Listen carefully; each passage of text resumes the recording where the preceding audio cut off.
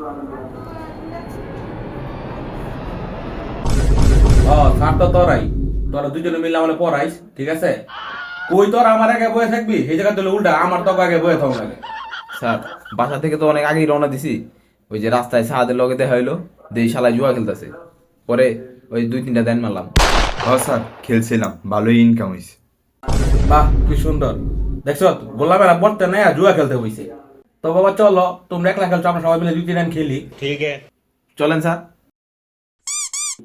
হেই গোলাম,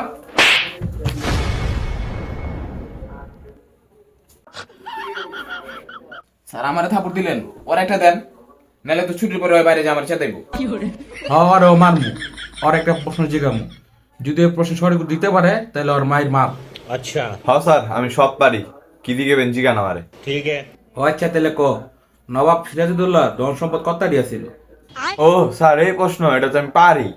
এই যে নবাব সিরাজউদ্দৌলার দন আসলো একটা, কিন্তু ওই যে সম্পদ কর্তাটি আসলে জানি না। রাতুল দেখছো গোলামে কি কইলে এটা?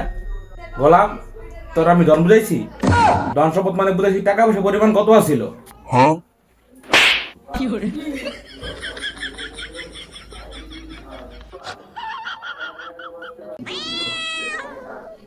May I come in, sir? তুই তাই বলছ, তোর আর কি কম হইতে? ওই দেখ দেখ দেখ, আমার মেয়েটার বিষয় তোরা আয় বসে, আসো বাবা আসো, তোমার লেগে তো আমি অপেক্ষা করতেছি। ও স্যার, তাহলে তো ভালোই হয়, আমি বহি।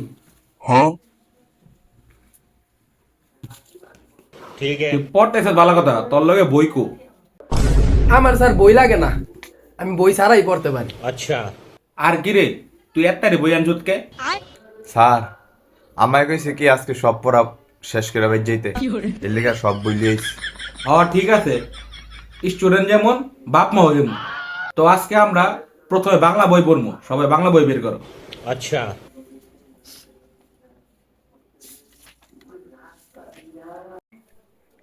ওই সাহাদ, তোর তো এক্সট্রা বাংলা বই আছে রে, রাতুল তোর তো আছে?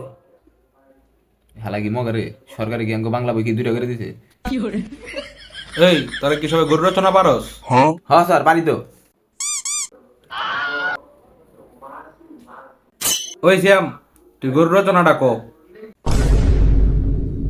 স্যার, গরু রচনাটা আমি কালকে রাইতেই মুখস্থ করছিলাম, কিন্তু এখন আপনি জিগাইছেন না আর আমি ভুল গেছি গা।